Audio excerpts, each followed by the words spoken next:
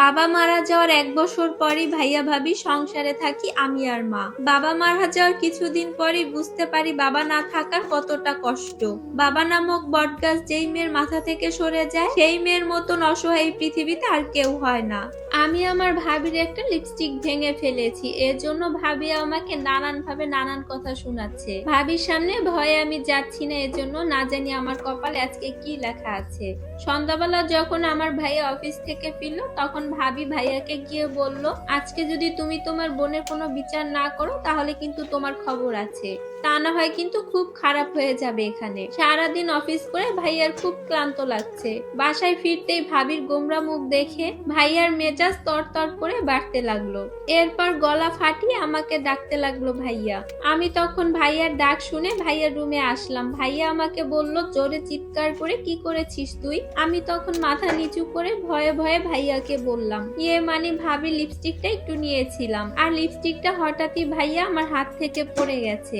এ কথা শোনা মাত্রই ভাইয়া ভাবির উপরে রেগে গিয়ে ভাবির রাগ আমার উপরে দেখানোর চেষ্টা করলো। এরপর এসে আমার গালে একটা থাপ্পড় দিল আর আমাকে বলল, সারাদিন অফিসে গিয়ে আমি কি পরিমাণে কষ্ট করি, স্যারের আমার এত কথা শুনতে হয়। সারাদিন পর ভাবিরও ঘ্যানঘ্যানানি সব রাগই ভাই আমার উপরে ছাড়লো। আমি তখন কিচ্ছু বললাম না, আমি কান্না করে দাঁড়িয়ে রইলাম ওখানে। আমি তখন অনেক কান্না করছি। এরপর আমি আর কোনো কথা না বলে রুম থেকে বেরিয়ে আসলাম। এরপর ওড়না দিয়ে চোখ মুছে নিলাম, ভাবলাম যেন কিছুই হয়নি, সবই ঠিক আছে। মা তখন বিছানায় বসে তবজি গুনছে। মা আমাকে দেখে বলল, তোর ভাইয়া কেন ডেকেছে তোকে? চায়ের জন্য? তুই চা নিয়ে গেছিস আজকেও? ওই নবাবজাদি কোথায়? আর রুমে ঢুকেছিলি? অফিস থেকে আসার সময় নবাবজাদির জন্য কি নিয়ে এসেছে দেখেছিস? আমি মনে মনে ভাবলাম ভাইয়া ফেরার সময় ড্রাগন ফল নিয়ে এসেছে, খাটের উপরে রাখা ছিল। আর এই কথাটা যদি আজকে মাকে বলি তাহলে আজকে আর কোনো রক্ষা নেই। মনের ভিতরে একটু একটু করে যন্ত্রণা মাথা চাড়া দিয়ে উঠছে। আমার বাম গাল এখনো গরম হয়ে আছে। আমি আর মায়ের কাছে কোনো কথা না বলে মায়ের রুম থেকে চলে গেলাম। মা আমাকে অনেক ডাকলো কিন্তু আমি কোনো কথাই শুনলাম না। আমি আমার রুমে গিয়ে শুয়ে শুয়ে কান্না করছি আর বাবাকে ডাকতেছি, আর মনে মনে বাবাকে বলছি, বাবা না থাকলে এই পৃথিবীর সবকিছুই অসহায়, সবাই তার আসল রূপ দেখিয়ে দেয়। আমি ভাবি লিপস্টিকটা আবার জোড়া লাগিয়ে দিয়েছিলাম। ভেঙেছিল ঠিকই, যদিও লিপস্টিকটা অনেক দামি। গোল্ডেন রোজের লিপস্টিক 700 টাকা দিয়ে কিনেছিল ভাবি। আমার দৌড় 20 টাকা দামে লিপ লাইনার পর্যন্তই। আর একটা লিপস্টিক ভাঙার জন্য আমাকে প্রথমত ভাবি অনেক কথা শুনিয়েছিল, আর শেষমেশ ভাইয়ার মার খেতে হলো। রাতের বেলা যখন আমরা সবাই খেতে বসেছি তখন সবাই দেখলো আমার বাম গালটা লাল হয়ে আছে। তখন খাবার টেবিলে বসে মা অবাক হয়ে বলল, তোর গালে কি হয়েছে রে? তখন ভাই আর চোখে তাকায় আমার দিকে। আমার রক্তাক্ত গালের দিকে তাকিয়ে ভাইয়ার বুকের ভিতর মোচড় দিয়ে উঠলো। মুহূর্তে অপরাধ বোধে ভাইয়া মাথা নিচু করে ফেলে। কেন সে তখন মাথা ঠিক রাখতে পারলো না। ফর্সা মুখটা কেমন মলিন দেখাচ্ছে। ভাইয়ার গলায় তখন খাবার আটকে যায়। ঢক ঢক করে পানি পান করে ভাইয়া। ভাবি তখন নাক ছিটকে খাওয়ায় মনোযোগ দিল। আমার গালের এই লাল দাগ দেখে ভাইয়ার আর গলা দিয়ে খাবার নামছে না। আমি তখন মাকে আস্তে জবাব দিলাম, মনে হয় মশায় কামড় দিয়েছে মা। তারপর চুলকানোতে এরকম দাগ পড়ে গেছে গালে। তখন মা বলল, ডাকাত মশার উপরে আল্লাহর লালত করুক, হারামজাদা আর জায়গা পায়নি কামড় দিতে। মা তখন মশাকে অনেক অভিশাপ দিতে লাগলো। মায়ের এরকম অভিশাপ দেখে ভাইয়াও চমকে গেল। আমি আর ভাইয়ার দিকে তাকাই না। ভাবি খাওয়ার পরে নিজের রুমে চলে গেল। আমি তখন এঁটো বাসন নিয়ে রান্নাঘরে ঢুকি পরিষ্কার করার জন্য।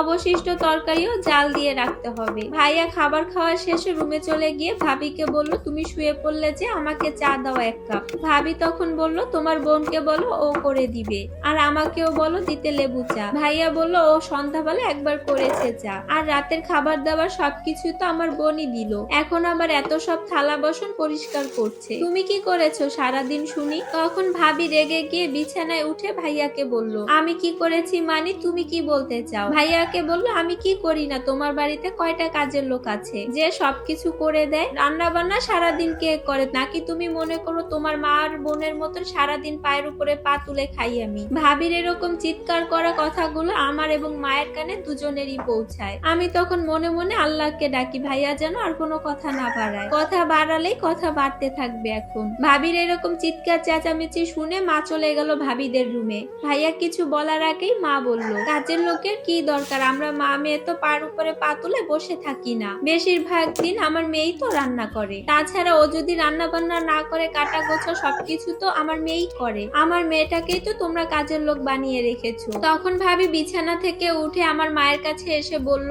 আপনার বুড়ো দামড়ি মেয়েকে কেন আমি বসিয়ে বসিয়ে খাওয়াতে যাব? কিসের দায়া আমার? একথা শুনে আমার কান্নায় ভেঙে পড়লাম। আল্লাহ বাবাকে নিয়ে যাওয়ার সময় কেন আমাকেও নিয়ে গেল না এই পৃথিবী থেকে? তখন মা রেগে গিয়ে ভাবিকে বলল, কত বড় সাহস তোর, ছোট লোকের বাচ্চা, তুই আমার মেয়েকে বোঝা বলিস? তোর বাপের খায় নাকি আমার মেয়ে? তখন ভাবি বলল, না, বাপের না খেলে তো আমার কোনো সমস্যা ছিল না, ও বসে বসে আমার স্বামীরটা খায়। লজ্জা করে না আপনার দামড়ি মেয়েকে ঘরে বসে বসে খাওয়াচ্ছেন, আবার কথাও বলেন বড় বড়? নিজে তো ছেলের গায়ে চেপে বসেছেন, আবার সাথেও আরেকটা নিয়ে বসেছেন। বুড়ি দামড়ি মেয়েকে বিয়ে দিতে পারেন না? আমি এরকম চিৎকার চেঁচামেচি শুনে রান্নাঘরের সমস্ত কাজ সেরে এসে মাকে বললাম, তোমরা এরকম চিৎকার করছো কেন? আশেপাশের মানুষ শুনলে কি বলবে? মা নিজের রাগ কন্ট্রোল করতে না পেরে আবারও আমার গায়ে হাত তুললো। আমার চুলের মুঠি ধরে বলে, হারামজাদি, তুই মরতে পারিস না? তুই বেঁচে আছিস কেন? তুই এই দুনিয়ায়, তুই মরলে তো আমার চিন্তা কমতো। নিজের চিন্তায় বাঁচি না, আবার তোর চিন্তা করা লাগে আমার। তোর জন্যই তো লোকের কথা শুনতে হয় আমাকে।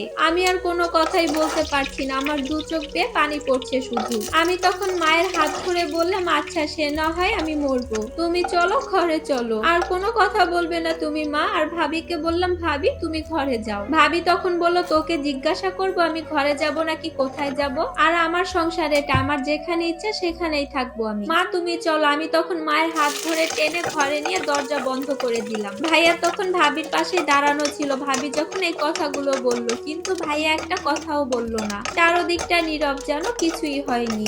আমি রুমের ভিতরে ঢুকে বসতে আমার হু হু করে কান্না পেল। সারাদিন আমি সব কষ্ট ভুলে থাকতে পারলেও কেন জানি রাতের বেলা সব কষ্ট ভুলে থাকতে পারি না। বুকের ভিতরে ঝড় উঠে। আজকে যদি বাবা বেঁচে থাকতো তাহলে আমার দিনগুলো হয়তো অন্যরকম হতে পারতো। আমার জীবনটা এমন হতো না। বাবার চোখের মণি ছিলাম আমি, আর বাবার সেই চোখের মণিটাই আজকে সবার চোখের বোঝা। তারপর যে কান্না করতে করতে কখন আমি ঘুমিয়ে পড়েছি আমি টেরই পাইনি। সকালবেলা রোদের আলো আমার চোখে পড়াতে আমার ঘুম ভেঙে গেল। তাড়াতাড়ি করে আমি উঠলাম, কারণ সকালে নাস্তা বানাতে হবে আমাকে, তারপর আবার ভার্সিটিতে যেতে হবে। রান্নাঘরে ঢুকতে আজকে মনে হয় একটু দেরি হয়ে গেল। রান্নাঘরে গিয়ে দেখতে পাচ্ছি ভাবি মুখ গম্ভীর করে রুটি বানাচ্ছে। আমি ভাবিকে বললাম, ভাবি আমি রুটি বানিয়ে দিচ্ছি, তুমি সেকে নাও। ভাবি তখন রেগে গিয়ে বলল, আমি যেহেতু এই বাড়িতে দাসী হয়ে এসেছি তাহলে আমিই পারবো সব। তোমরা সবাই রাজার মহারানী, দাসী তো পেয়েছো তোমরা, তোমাদের কোনো কাজ করতে হবে না, যাও এখান থেকে, তুমি কোনো নাটক করবে না। আমি ভাবির হাত থেকে জোর করে বেলুনটা নিয়ে নিলাম। আমি কিছু করতে যাব তার আগে ভাবি রেগে গিয়ে আমার হাত থেকে আবার রুটি বেলার বেলুনিটা নিয়ে গেল, আর বললো, যাও তুমি আমার সামনে থেকে। গতকাল রাতের বেলা তোমার ভাই আমাকে অনেক গালাগালি করেছে,